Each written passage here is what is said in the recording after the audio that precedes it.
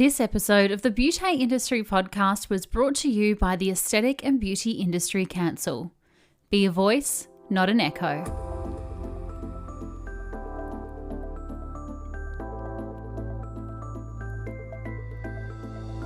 Hello and welcome to the Beauty Industry Podcast, your online support community for the professional beauty industry. I am your host, founding director of Beauty Industry, Tamara Reid. Here we are closing the competitive gap and speaking your language. This is a platform created and dedicated to the professional beauty industry, valuing community over competition. We serve to help connect you with inspiration from industry experts, expand your knowledge through educational pieces, and bring you the latest in product and technology innovation. This is Beauty Industry. Today's guest is Shoshana Eisner from QED Skincare in conversation with Beauty Industry's Lashana Shepherd. Shoshana graduated from the University of Sydney with a Bachelor of Pharmacy. Using her pharmacy formulating experience, Shoshana started making products for her pharmacy clients who could not find safe, effective, natural solutions to their skin conditions such as eczema, rosacea, and psoriasis. The success of these initial products spearheaded years of research and development, harnessing the power of plant formations, resulting in the launch of QED Skincare in 2008. A skincare range formulated for sensitive skin, which included a range of luxury, high-performance ingredients. Today, Shoshana and Lashana discuss the difference between sensitivity and sensitized skins, conditions such as rosacea and inflammation, as well as signs and triggers you'll need to know about if you're searching for answers to help your clients diffuse their skin's redness. Here is Shoshana and Lashana for Beauty Industry. Welcome, Shoshana. Really great to have you. Thank you so much. I'm honoured to be on your podcast. Oh, well, we love having you here, and we're going to get into some amazing conversations about rosacea shortly. But we start the podcast with the same question for all of our guests, which is, how did you enter the professional beauty industry? So I will answer a little tongue-in-cheek, which is organically. Yeah. And I did not grow up with the dream of having a beauty empire or anything like that. It was more that I was working as a pharmacist and loving it, but I just kept on hearing the same questions from my customers day after day, that there were so many skincare products out there, but yet in particular for people with sensitive skin, they really were not finding products that not only didn't cause them to react, but on top of that were really beneficial. So it started with one customer literally who just, she one day just turned to me and said, "Oh, it's so frustrating. There's nothing out there. Shosh, couldn't you help me?" And I kind of went, actually I can. And she actually suffered from rosacea. And then she mentioned to her friend that I was making her a product, and then it grew from there onwards, and the rest is history. Oh, amazing. And I have to ask, what was the first product that you made her? Do you remember? I most definitely do, because it's still in our repertoire now. Ooh. So this person was actually, and still is, a pharmacist. And so for the previous 20 years, all she had been able to put on her face was actually sweet almond oil. And as a therapist, you may have played with it. Mm-hmm. It's very inoffensive, but it's got a lot of slick. So I guess she was using it because she didn't have to really rub it in, so it didn't cause her redness in that way. But it also doesn't have a lot of benefit because it won't really penetrate your skin. So it occurred to me I needed to make a product that had ingredients that would penetrate into her skin to really boost its resilience. And that's what it had a different name back then, but right now it's called the Ultra Sensitive Face Balm. Oh, amazing. And the word balm, just, it sounds like something that has a lot of slip to it. You don't have to, as you said, rub it in a lot, which is great for a sensitive skin, because the last thing they want to do is touch their face a lot and spark up redness, flush before they leave the house, flush before they put their makeup on. So I love balms for that reason as well. And in particular for rosacea, because literally for a lot of people, all you have to do is apply some pressure to your skin and you get that redness, even if it's the best product on the planet. But if you have to rub it in a lot, that's a problem. I also it's also a balm because I made it out of pure oils. Ooh. Because sounds luxurious. It is actually extraordinarily luxurious. A lot of my customers who don't have sensitive skin actually use it as like a rich face mask. Oh, because the oils that I've used actually penetrate the skin. And I'm not telling you this to sell the product. I mean, obviously I'm trying to sell the product, but actually the point that kind of drove the whole business was that any product that has water and oil in it, which is almost every skincare product out there, as soon as you have oil and water, suddenly the ingredient list goes from 4 to 5 to 20. Mm-hmm. Because you need emulsifiers, you need preservatives, because otherwise you're going to grow bacteria and fungus. The product's not going to hold, and a whole host of problems. And the thing with most sensitivities is generally one doesn't know what is their particular trigger. So making the product out of pure oil, but not any old oil, the right oils, the ones that would go in, eliminated the need, like really just cuts that ingredient list down, in this case, down to 4. Oh, and perfect for a sensitive skin, because it is often hard to pinpoint what those triggers are. So when you've got something that's, I was going to say kind of raw, but it is, it's just those 4 ingredients. It's such a wonderful concept to go, let's throw out all the nitty gritty stuff. Let's throw out, what might be maybe, I mean, that's where people start to say things like, oh, glycerin upsets my skin, or sweet almond oil upsets my skin. It's like, oh no, it's probably one of the 50 other ingredients in there. That's exactly right. And of course, scent is a very big trigger for a lot of people, and is a lot of products actually terrifying for people with sensitive skin. And you'll speak to most women, and so a lot of men too, and they will tell you they have a whole cupboard full of products that they bought that they just didn't love. But particularly with people with sensitive skin, they've got the added fear of, I'm going to spend $70, $80, $300 or even $10 on a product, and it's actually going to hurt me. Yeah. Yeah. And there's that fear that it won't work, and you're going to invest all that money. And then you've got to either try to gift it to a friend, or give it to your mum, or do what I like to call goo hoarding, where you just hoard all of these goos and you kind of guess which one is going to be best for your skin.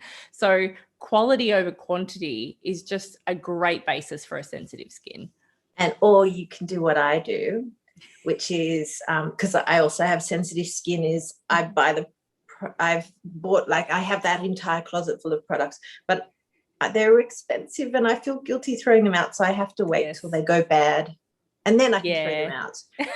What's her face? Marie Kondo would not be impressed with that theory. No. It's not bringing you joy. Throw it out only when it's off. Exactly, because otherwise it's too freaking guilty, because that's just that's a lot of hard-earned dollars. But going back to the other point is, when one says the word oil, people immediately think of oily. Yes. And actually, oils come in all different forms. And there are some oils that actually have a texture almost like water.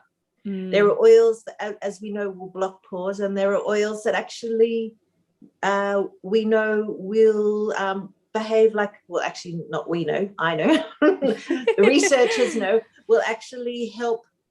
They behave as an astringent. So we have to take away a bit of a fear of oils, but it's just very careful selection. Amazing. Now you spent, I mean, obviously we're getting hints of your background as a pharmacist in Sydney's eastern suburbs. And you've also been in New York City before creating your skincare line, which is QED. Was there a defining moment other than that client that you thought, yeah, I want to make a full line. I don't want to just make a few products for friends or family. I want to actually start a full skincare line?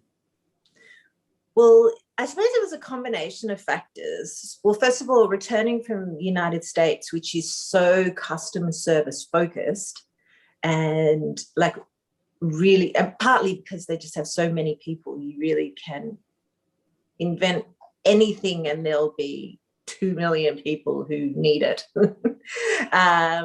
The thing is, my brand really ended up being customer driven. So yes, I did create that one product for that one person, but actually I had been hearing the same complaint day after day. I've been privileged, and actually I should say it was always my choice to work in pharmacies where we actually had relationships with the customers. Like I haven't worked in that particular pharmacy for 15 years, but I'm still seeing my customers in the neighborhood, which I, again, feel privileged. I still remember their names. Don't tell them, but I can still remember what's wrong with them. Oh, really? That's where I struggle. I remember faces and names, but I'm like, I can't remember what salon I saw you at or what we did. Yeah, I've got weird memory for not necessarily useful information. But I was hearing it constantly. And actually the pharmacy I was working in was in Westfield Bondi Junction. So I'm talking about a building with literally thousands of brands of skincare available. And yet constantly people coming through and saying, how is it possible that I can't find the skincare that is right for my skin? And I suppose, and then there's actually another little feature of my brand, which also really came out of my New York experience. And that is that in the pharmacy, I would often see that when somebody was choosing, say, a cleanser, I would see them, and this was a pharmacy that had like range from mass market to prestige brands. I would see that somebody would say they were looking for a cleanser, they would end up sniffing the cleansers. And often I would see them choosing the cleanser that they enjoyed the fragrance of, irrespective of the purpose of the product. And I do know that people don't necessarily think of a cleanser as a key, they think it's an important thing, but they just think of it as cleaning. But actually, I think the cleanser is your most important step, because generally people use quite harsh cleansers, and then their poor moisturizer, which is often something that they've spent a lot of money on, it just has to undo the damage that the cleanser has chosen. And here I have digressed a little, but the point was that but the customers were choosing a product on the basis of the scent that they enjoy. And coming from my New York experience, I was like, wait a moment. For a start, it would be really useful for people with sensitive skin or migraines to be able to have their products unscented. But it would also be wonderful to have basically a scent library where you would choose the product that's right for your skin, and then you would choose the fragrance that you would enjoy, and then we'd combine them. So that's another point of our customization, which I would say is pretty much unique. I think it's a fabulous idea, because as someone that has obviously used cosmeceuticals and that has sold cosmeceuticals, I have had issues with retailing where I'm like, this product's going to be fantastic for you. And people are like, oh, but it smells like, it smells horrible. I won't say That's what. Right. I'll keep it clean. But it gets very, very hard for them to use that product, and especially daily, if they absolutely hate the scent. It doesn't matter how good it's going to be. It doesn't matter if it's the best, product in the world. If it smells like poo, they don't want to use it. No, you're right. You are quite right. But also, it doesn't even need to smell like poo. No. It just, like, the thing is, scent is really personal. So one person, to them, a beautiful lavender fragrance is heaven and makes them feel like they're frolicking through a field in Provence, somebody else uses that same product with lavender fragrance, and it may be a beautiful lavender, but they're like, smells like Nan. Exactly. Yeah. And it cranky Nan. Yeah, it's not good memories. Not lovely Nan. No, and if anyone that's listening has ever done aromatherapy, you know that the smells that you enjoy are often what your body needs and craves and wants. So I think that's a fabulous customization and definitely very unique. I haven't heard of anyone else doing that, which is fabulous. Thank you. And often my customers say to me, but I don't really need the scent. You know, that's not central to the function. But as women, we're often so time poor. And I just often give them the analogy of if you get in the shower and use any old shower gel, your skin may come out clean. If you get in the shower and you use a shower gel in a fragrance that you love, even if you're in that shower for 2 minutes, you are clean, but you're also happy. Just think about that. Like literally in 2 minutes, you can have a little therapy session. Yeah, you can have a good experience, or you can just go in there and get clean. That's right. And if it helps that the product is actually designed not to strip your skin as well, so even better. Exactly. Yeah, absolutely. What makes you so passionate about treating sensitive skin? Now, you did mention that you yourself also have sensitive skin. Is that where that passion comes from? Look, I'm not going to lie. Obviously, we're interested in something that is relative to us. But also, really what I loved about pharmacy was that people would confide in you. Actually, sometimes I was surprised at how much they would confide in you, and figuring out a solution for their problem. And they trust you. And that's really precious. But the thing was, there just was not, there were not the options. I'm not saying that there were not any skincare solutions for sensitive skin in particular.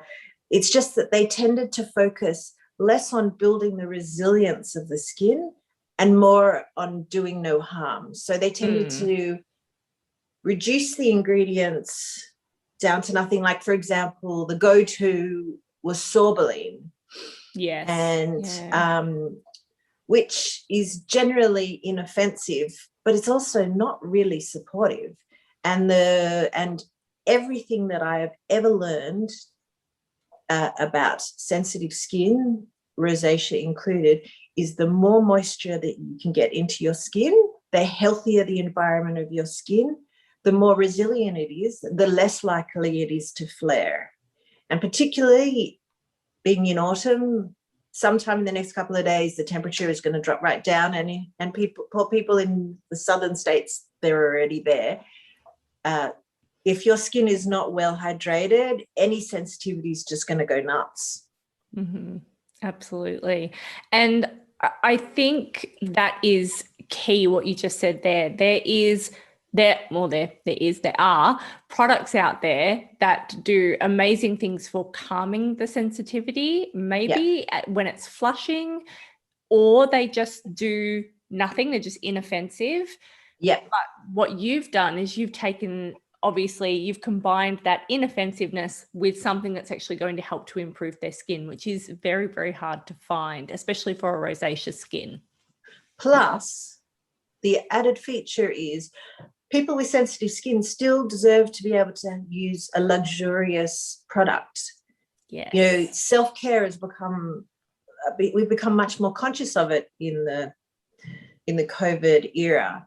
And like people with sensitive skin deserve to have a luxurious ritual which is good for their soul, but also really good for their skin. So that's Absolutely. and then of course, so yes, treating sensitive skin was my primary driver, but actually in creating this range, it was really safe for sensitive skin, but even better for people who don't have sensitive skin. Absolutely. And stress, as we know, is a huge factor in sensitive skin. Absolutely. So if you can take that 5 minutes of your time, whether it's in the shower, at the basin, in the bath, and have it be a luxurious experience. Yeah. I mean, it's just tick, tick, tick, checkbox, all marked. And not only are you treating the symptoms topically, but you're also obviously de-stressing, taking a moment for you. And sometimes that is of huge benefit to your skin as well. There is, it's not theoretical. There is endless scientific research that shows that with particular skin conditions, in particular rosacea and things like psoriasis, there is no question whatsoever that stress is a massive trigger. So basically, de-stressing, taking time for yourself to use relaxation techniques, de-stressing, plus there is no question that using really rich moisturizers that are with ingredients that are not going to trigger a sensitivity, this is not cosmetic. This is actually necessary. Mm-hmm. Yeah. And I mean, I've touched on this before in a previous podcast where I always compare it to like a Nokia 3310 to an iPhone. Back in the day with the cosmetics that were those really rich, luxurious, but only worked on the outside and was full of fragrance creams. Yeah. They were it. They're your Nokia 3310. They were great. And the technology back then was, probably on par with where everything was at. Now we've got Androids and iPhones and the technology has changed. So why can't we have all that luxurious good stuff, but let's pick it apart and go, okay, well, fragrances aren't very good. Let's nix that.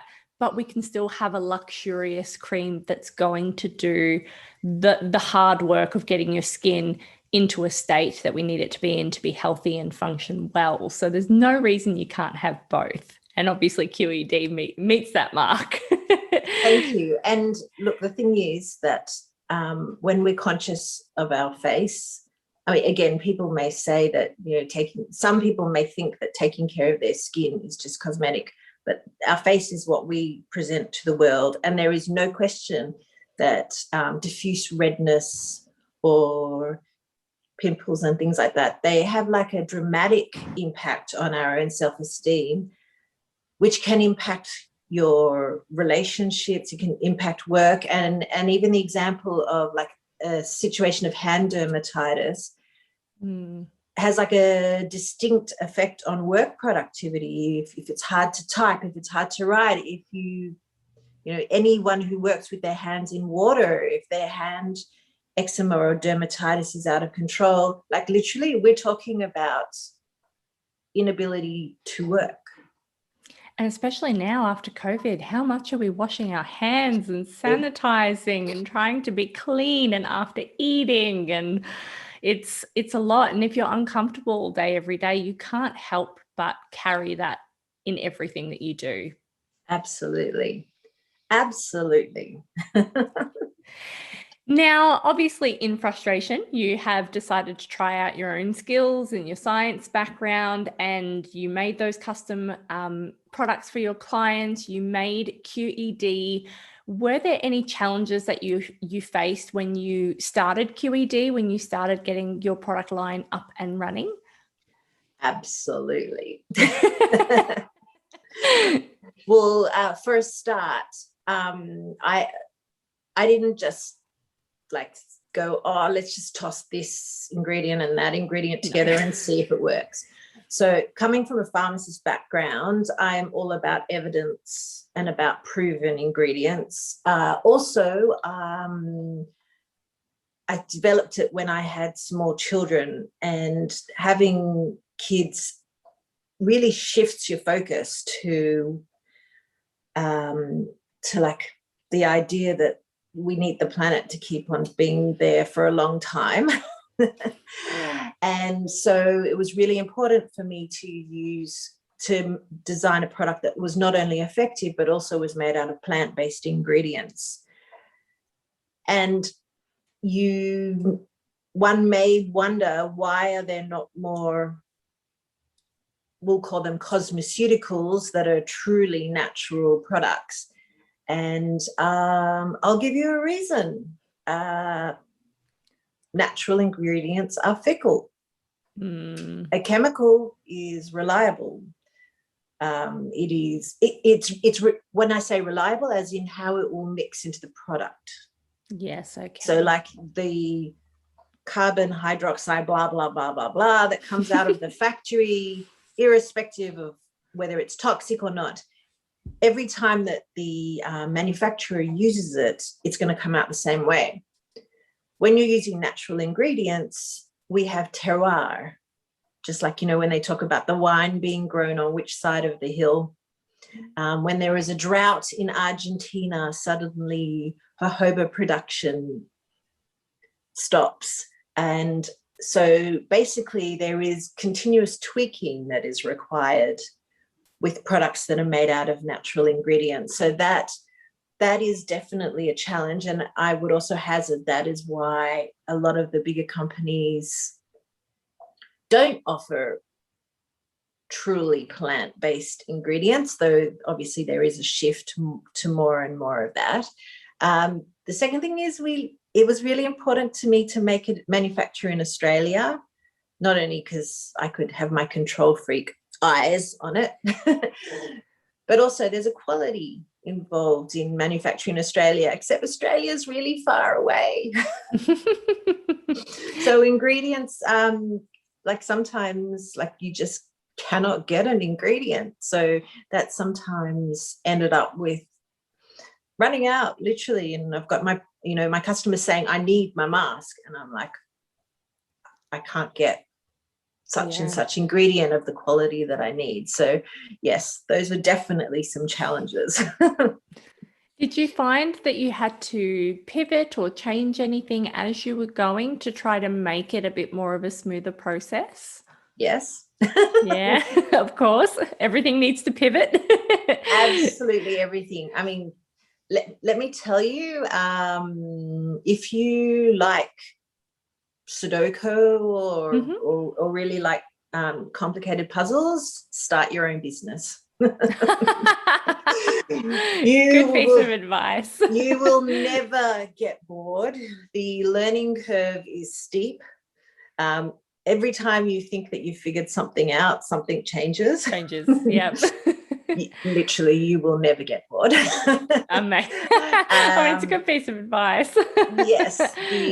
So I guess conversely, if you don't like puzzles, do not start your own business. I think it's interesting for therapists, especially because some of us are very set in our ways and we like things a certain way. So when it comes time for us to pivot or change, that can be quite a hard process. Whereas there are some of us in the industry that are like, next thing. So I think you do have to have some fluidity and some flexibility if you are going to venture into any kind of business ownership in this industry. It's such a ever growing, and as you said, the research constantly changes and upgrades and ingredients change, and with that obviously we have to move and shift and flow with it. So probably not for someone that's very set in their ways. Yeah, but having said that, as we well know, every year a must-have ingredient that's literally going to save us seems to turn up on the market. And literally, this is the one. Finally, wrinkles have been solved, acne has been solved. And anyone who has been reading magazines for any period of time, or in my case, about 30 years, maybe more, will have noticed that these must-have ingredients are here this year, and then suddenly they were going to save us, and then they disappear. Because it is an industry that's very much driven by marketing. And so my approach is very different. I am not pivoting to the latest ingredient because it's out there and the customer wants it because they're hearing about it or they're reading about it. to me, using proven ingredients is much more important. And we're blessed that we live on a planet that has these extraordinary proven ingredients, even though sometimes they may be a pain in the backside to work with. Yeah. And acquire. Amazing. After the break, Shoshana talks to ingredients and solutions for clients with sensitive skin. But first, a word from today's beauty partner. The Aesthetic and Beauty Industry Council has officially launched to industry professionals for the betterment of the industry. With 3 simple membership options to choose from, there is something for everyone, from students currently studying, individual sole traders, or clinic owners managing teams. For more information on the association or to sign up today, head to www.theabic.org.au. Thank you so much to the ABIC for making this episode of the Beauty Industry Podcast possible. And now back to Shoshana.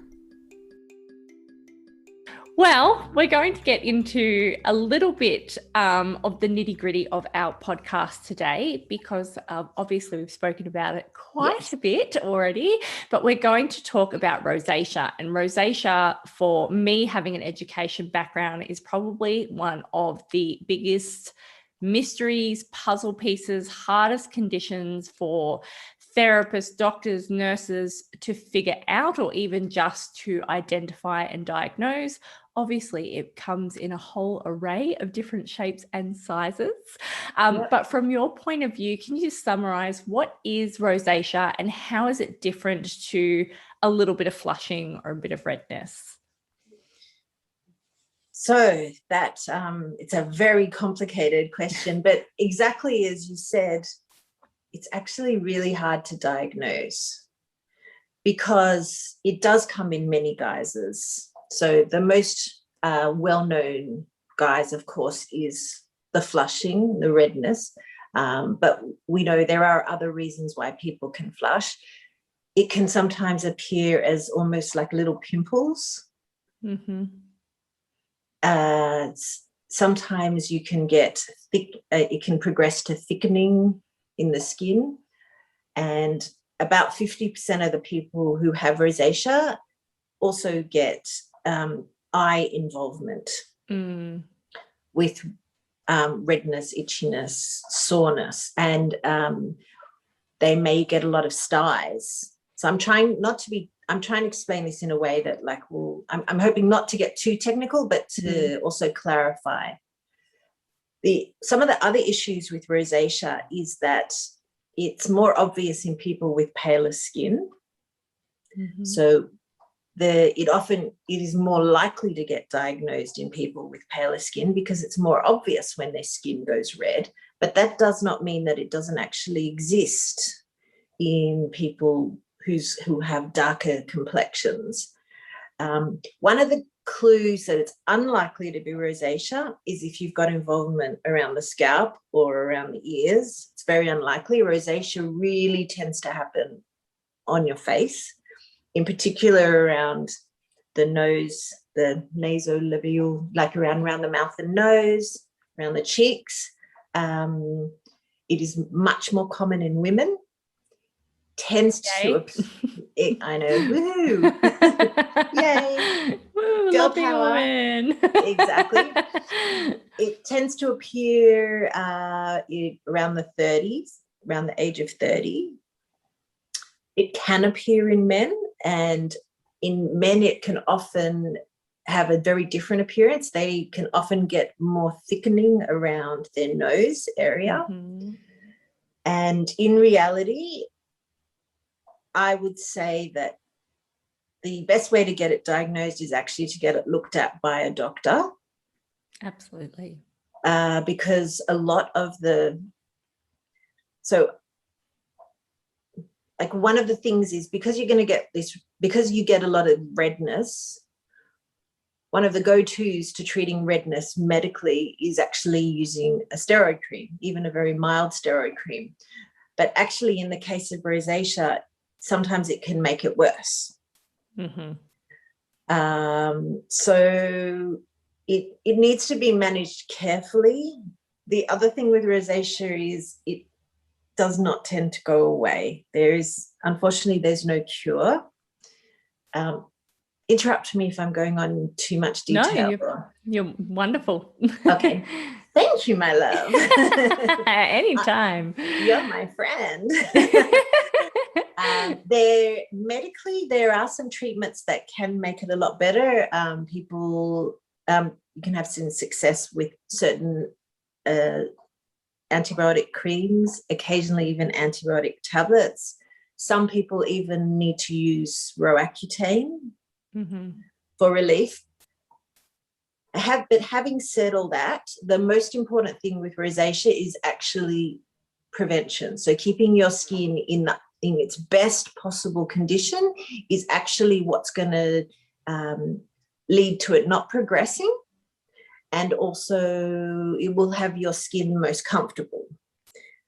Now, have you had rosacea? Do you suffer from rosacea yourself?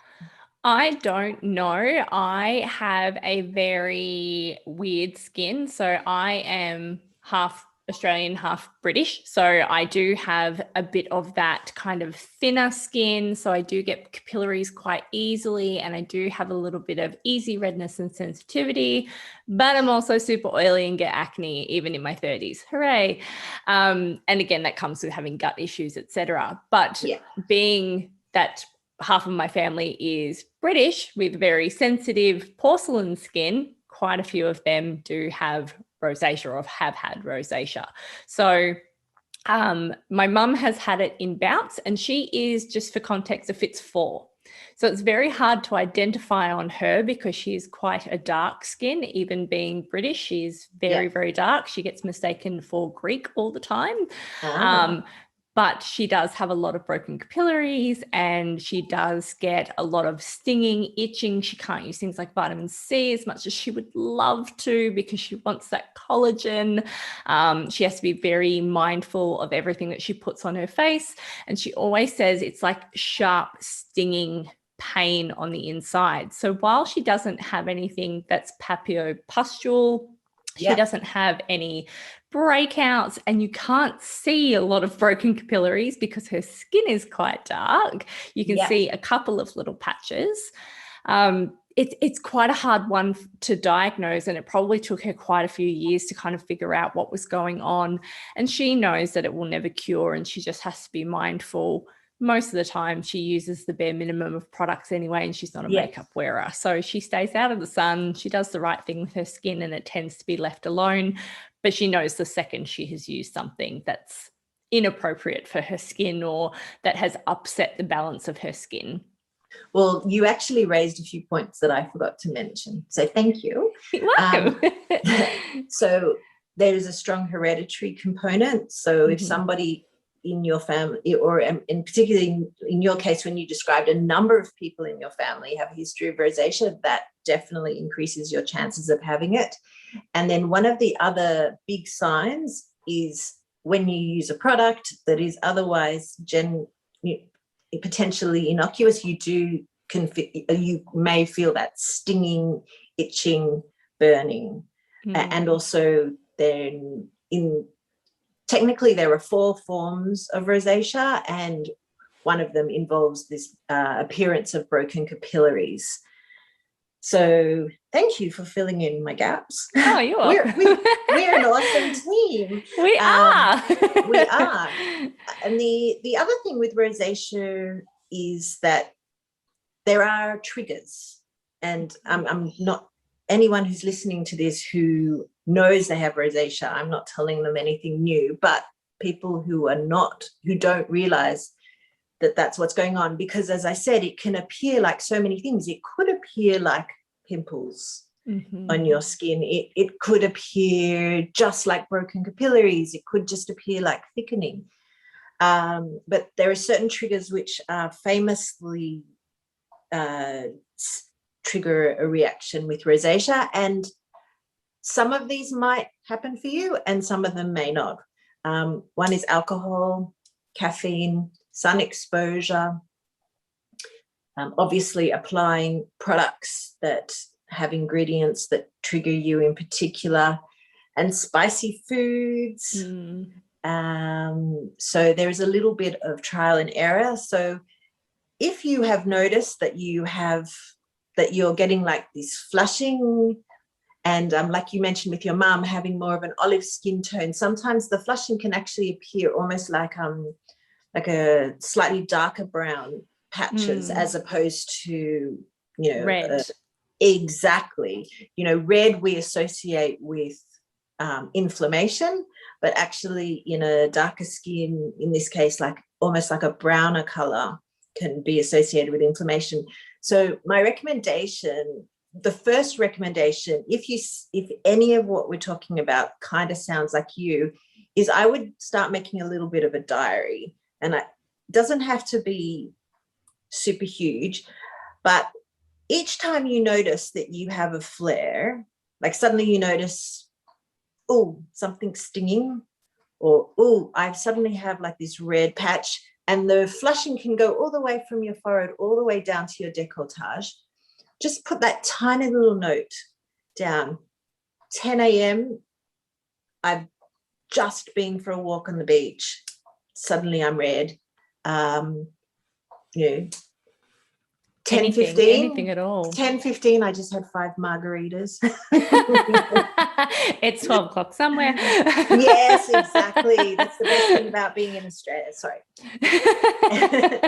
Just, 7 p.m. just had the most delicious, gorgeous, spicy meal, and I'm red. Then, of course, things like overly hot showers. They're Bikram yoga is probably a bit of a disaster. Or I just tried this, I was walking past Mecca and I just tried this sample. And I have a redness. So just if you just start keeping like a little bit of information, just teeny tiny notes, they don't need to be detailed. Sometimes this can really add up to a picture. You could mention it to a knowledgeable beauty therapist. There's some wonderfully experienced beauty therapists out there. Mention it to a pharmacist. And if all the points are starting to add up to a possibility of rosacea, even consider going to see your GP.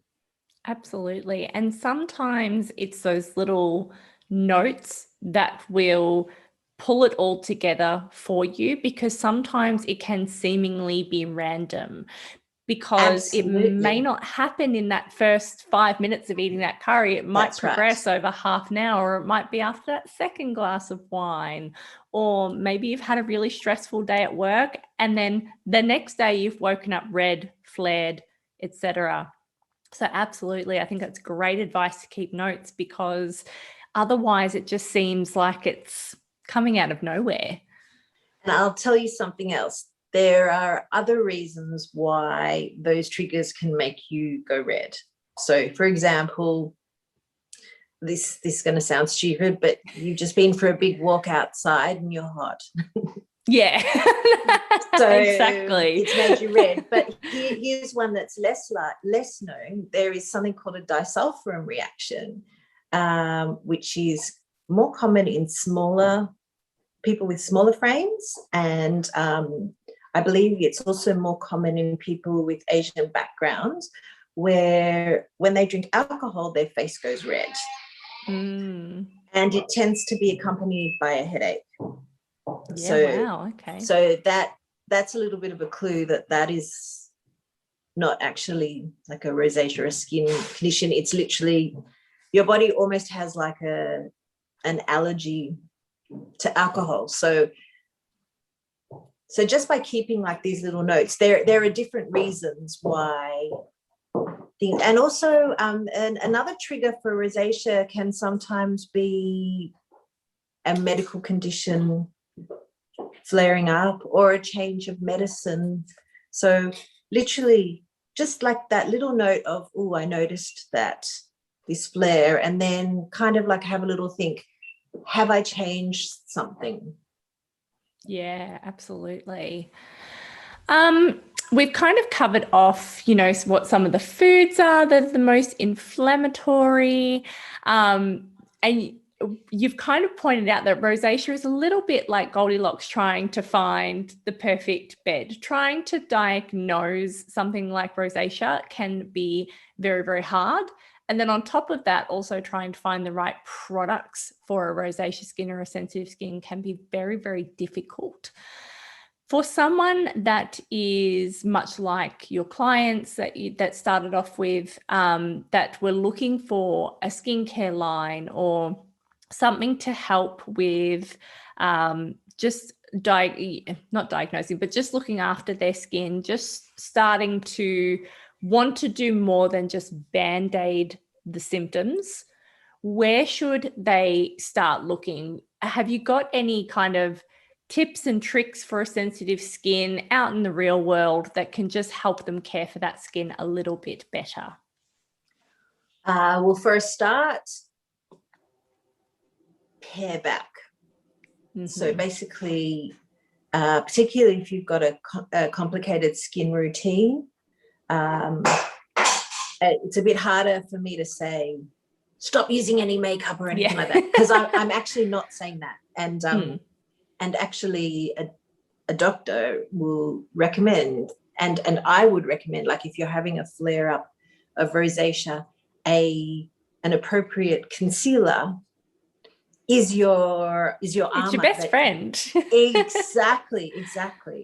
But what I really would suggest is try paring back, and because one of your products that you're using might be triggering your problem, or all of them. So in particular, anything new, and this is the rule for anybody with sensitive skin, any new product that you ever want to try, you have to start with a patch test. And what does that mean? Literally one little dab. Generally, I'd recommend behind the ear, because if you have a reaction, nobody's going to see it. Dab it on, wait 24 hours ideally, because as you mentioned before, sometimes you'll get a reaction straight away, and other times it may take a while. And then if you get no reaction, then I would do one dab somewhere a bit more visible, because sometimes your skin on your face will be more reactive, and it's only at that point that I would actually apply a product to your whole face. Never try 5 products at once. No. Because that can like overburden your skin. The other thing is skin that is reacting, so inflamed skin is always going to react. So do not bother trying something new when your skin is reacting. Absolutely not if it's broken, because again, it will be a disaster. It's just going to make it worse. I'm just trying to think of, there was something else I was going to say. And of course, like, if a lot of people will never recognize their exact triggers, but if you do know what your triggers are, if you are having a flare up, try to avoid cutting down on them. And as we know, stress is also one of those. But the best thing you possibly can do, and again, I cannot stress this enough because we're going into autumn now, is get your skin into optimal condition right now. So absolutely, as much moisture that you can get in as possible. In your case, you're describing that you also have acne, though I'm possibly going to suggest that you might go see a doctor, because that acne may actually be connected to the rosacea, as opposed to, sorry, I'm not trying to tell you. No, please.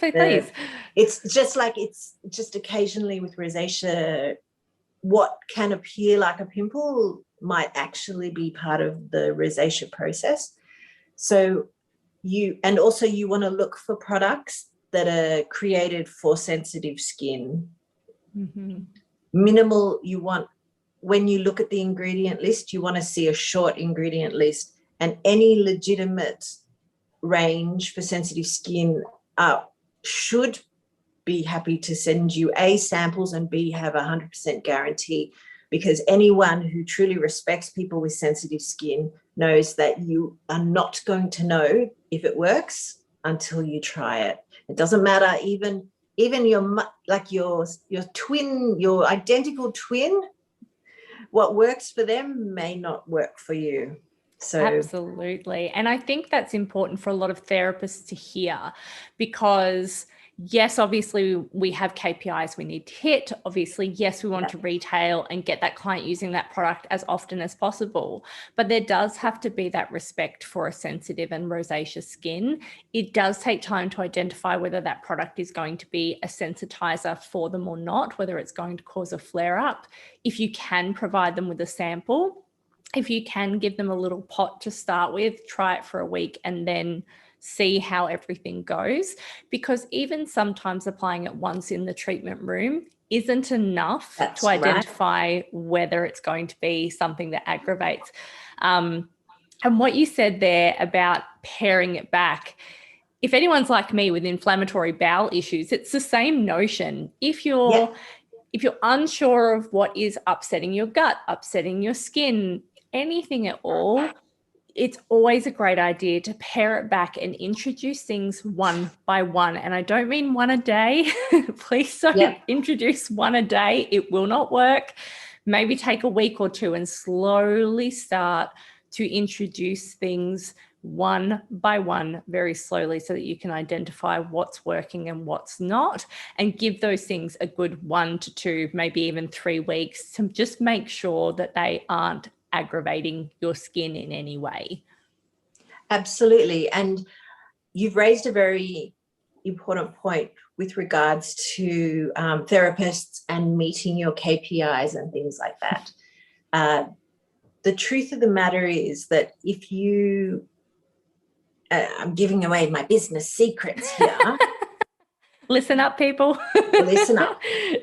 So yes, it's expensive to give your customers samples, and it is costly to offer a money back guarantee, but particularly with people with sensitive skin, by offering them a seamless return policy, you will actually have they'll be your customers for life, because they will actually see that you truly care. You're not just trying to make a sale. Like they're aware they've been sold to 1 million times before, but they will know that you actually care about making their skin better. And as a beauty therapist, that is our goal. And I love the title beauty therapist as opposed to beautician. We hate the word beautician sometimes. If we've done a more advanced diploma, beautician is a little bit lower. So if you tell a beauty therapist they're a beautician, they'll usually bite your head off. Yes, but I'll tell you why I love the title beauty therapist, because you are providing therapy. And as you know, once you close the room and the person has taken most of their clothes off and you've seen under their makeup and you actually know a lot of their secrets. And I've been astounded at what people will tell you in that cone of, like there's a cone of trust, but you are their beauty therapist and you're providing a therapy for their soul, but you're also really providing a therapy for their skin. And you will build their trust. This is the thing. And actually it also reminds me one other issue. When you're doing a treatment with somebody with rosacea, do not apply any products onto inflamed areas. This is like a rule, again, something that experienced beauty therapists would know, but less experienced ones may not realize. Be really careful with inflamed areas. With somebody with rosacea, I would avoid steam, however wonderful it may be for skin, but you're likely to aggravate their skin, and also then all the lovely products you're putting on afterwards are more likely to react. And also, like Goldilocks, I would use lukewarm towels on their face. Too cold might cause a reaction, too hot might cause a reaction. You need it to be just right. And again, not too much rubbing, more pressing in product. the more and if you think about it, when you're doing a treatment, you have got all these, you should be working with all these beautiful products.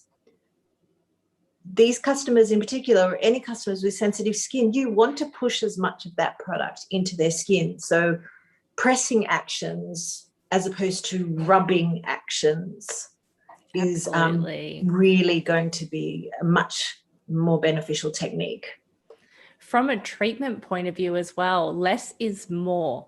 So often during education, we would talk about treatments for rosacea, and a lot of therapists would go straight into, I'm just going to use a hot laser on their broken capillaries. It's like, no, you need to get their skin health, happy. You need to get them so that their skin is in a state where it can handle that heat, because, and I'm going to get a little bit scientific here, our immune cells in our epidermis, our Langerhans cells, their little legs shorten when they're introduced to heat, and they're already a little bit short and a little bit vulnerable, or maybe they've retreated to the dermis because that person has rosacea already. So that epidermal immune system that we need in order to keep that skin healthy and strong isn't functioning perfectly in someone with rosacea. So throwing a whack of heat on there, it's not the way to go. So using something like ultrasound to push beautiful products into the skin deeper and more effectively,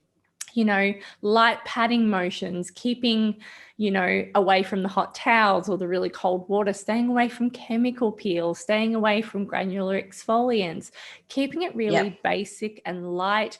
LED is fantastic, but less is always more, even if it's just a beautiful product being applied and then infused with ultrasound is perfect. And I just, another thing that I want to add is the actual definition of sensitive skin has changed. And I love this definition because I think it really describes it well. And that definition of sensitive skin is impaired barrier function. Mm-hmm. And that may manifest in so many different symptoms, but as a beauty therapist or as somebody recommending product, or in my case, when I'm formulating the products, my entire goal is about improving the barrier function.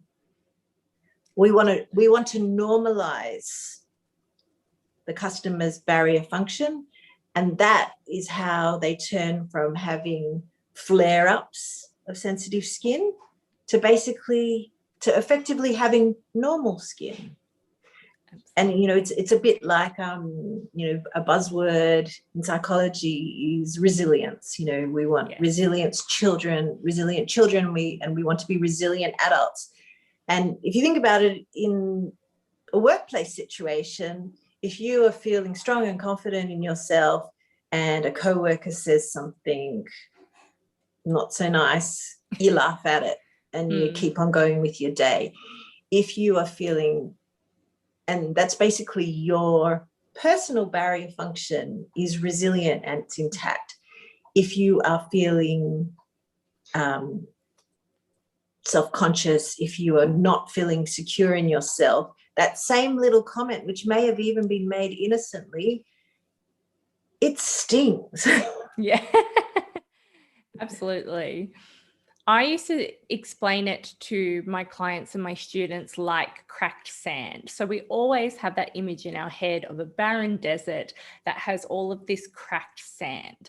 And it's very indicative of especially a dry, flaky, rosacea or sensitive skin, because anything you put on top of that is just going to fall straight down the cracks. It's going to go deeper than the product's intended. Active ingredients that may be inappropriate for that skin is just going to cause it to go red straight away. It's going to sting, itch, horrible. If you flooded that sand with water and filled in the cracks and got the barrier all smushed back together, Anything you put on top of that will slowly sink into the dirt at the rate that it's supposed to sink in. Everything, does the job it's supposed to, because that barrier is now intact again. So you can't just go and slap whatever you want on a sensitive or impaired barrier, because it's not technically acting as a barrier anymore. It's impaired, and we need that for topicals, for UV exposure to not flare us up so much. We need it to stop the reaction of broken capillaries and things happening from things like product, the sun, etc. It's imperative to the entire function of the skin. So I love that you pointed that out, because I think that's something that a lot of therapists forget. We go in and treat the symptoms. We don't treat the underlying cause, and the barrier we need for everything. Acne, rosacea, pigment, everything relies on Absolutely. a healthy barrier. And actually, I love that analogy, and I'm going to use it. I'm going to quote you. Thank you. And I'm just going to add a little one, a simpler one that I use when I'm talking to customers who don't necessarily have such an understanding of the skin's layers.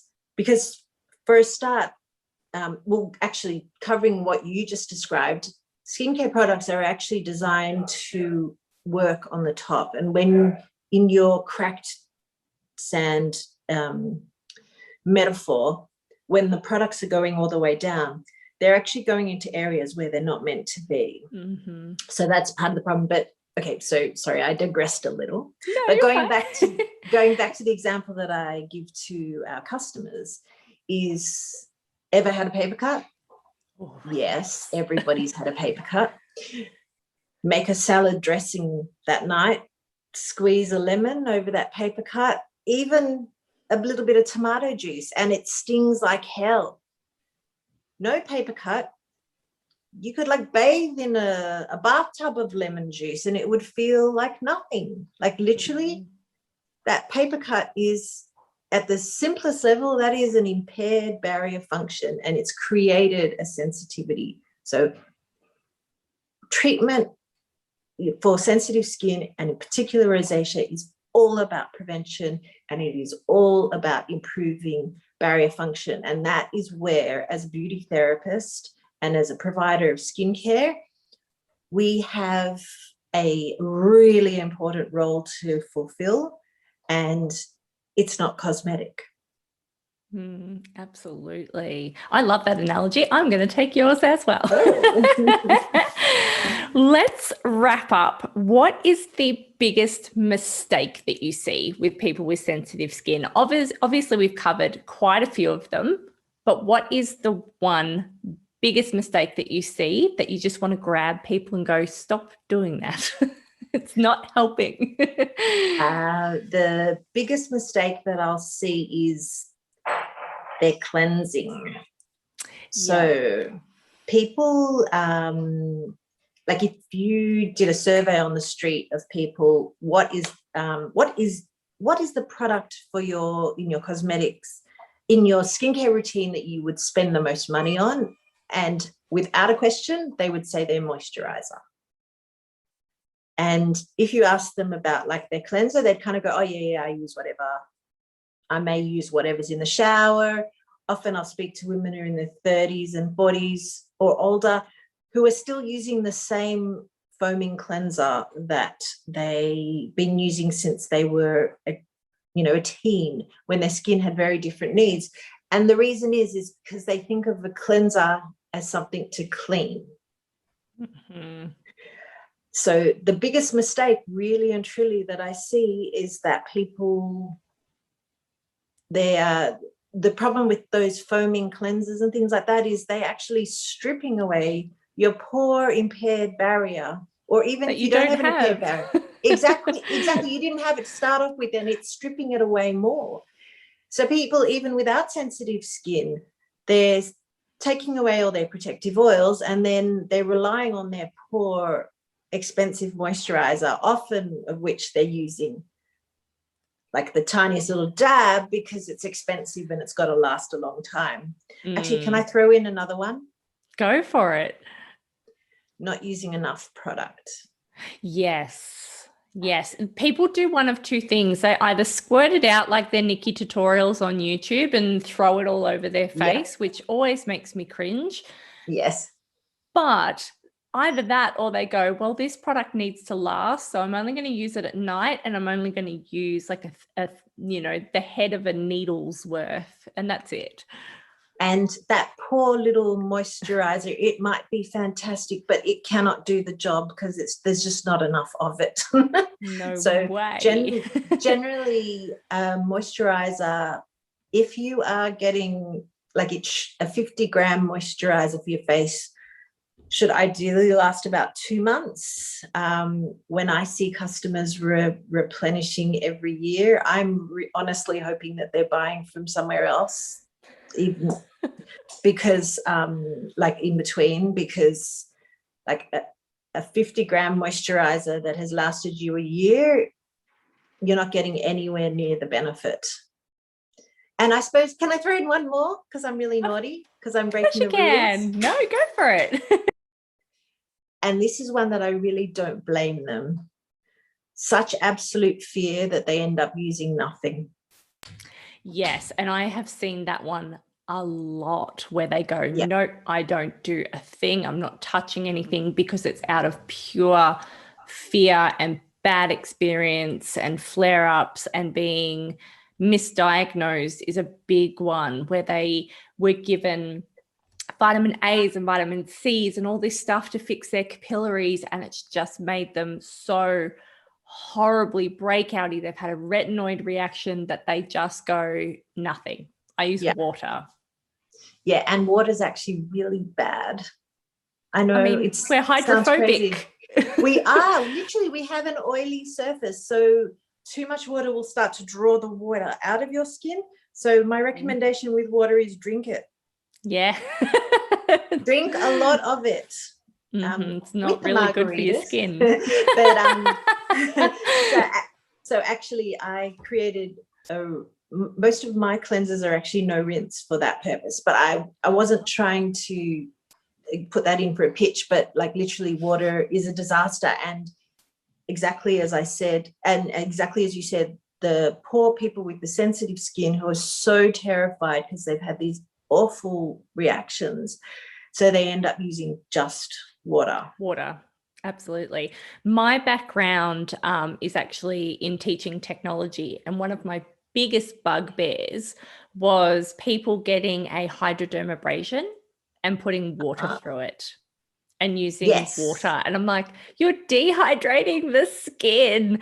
Oh, but they're sensitive. I'm like, no. I've seen it a lot, and I've seen therapists do it, and it would horrify me. We are hydrophobic. That's why we can run into the ocean and we don't blow up like the Michelin Man. That's exactly right. And just like I said, that I think cleanser is the wrong word. It's a word from history in beauty therapy. Like, we shouldn't, because the purpose of a cleanser is not just to clean. I think the word hydration is also really the wrong word, because hydration, obviously coming from water, hydrate. Yes, we do need to hydrate our skin, but applying water on the outside cannot get in. However, using the products, so either an emulsion, so water bound up in oil is one way to sneak water into our skin. And so, yes, we do need the water. Literally, our skin cells plump up when they have moisture in them. So really drinking it, but also by using the right products, using the right oils, they actually prevent the evaporation of the moisture within our skin cells, which is why in winter we all notice that if we're sitting in an office with heating on, or just if you're outside and you're exposed to the elements and wind and all that kind of stuff, you'll notice that your skin is drier by the end of the day. If you're sleeping in a bedroom with a heater on, which is an absolute disaster for so everybody, many reasons. but particularly for people with sensitive skin, it literally is dehydrating all your skin cells. So I'm recommending for everyone, go buy a humidifier. Make a massive difference to your skin. For sensitive skin, it's phenomenal. I mean, yes, it's great for colds and flus and all that kind of stuff as well. But the humidifier is like a brilliant tool and should be in every bedroom as we go into winter. Absolutely. And I'll tack on top of your point as well. Yeah. If you're using a cleanser that is very, very stripping, you will often notice that film that sits on the skin. Like if you leave your skin for another 2 minutes or 3 minutes after you're done cleansing and you have that film that's sat across your face and you're tight and nothing's getting through that, it doesn't matter what moisturizer or serum you apply, you've absolutely dehydrated everything and created this film on your skin. It's usually something in the product as well that will feign hydration. that sometimes happens as well.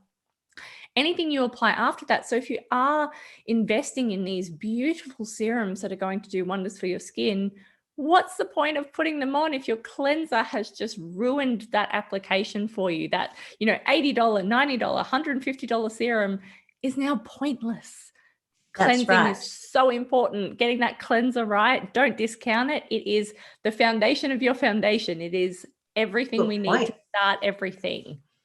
And I know, and it's ironic though, that when we do use a foaming cleanser, and this is more relevant for the less young amongst us, when you use a foaming cleanser, your skin feels tight.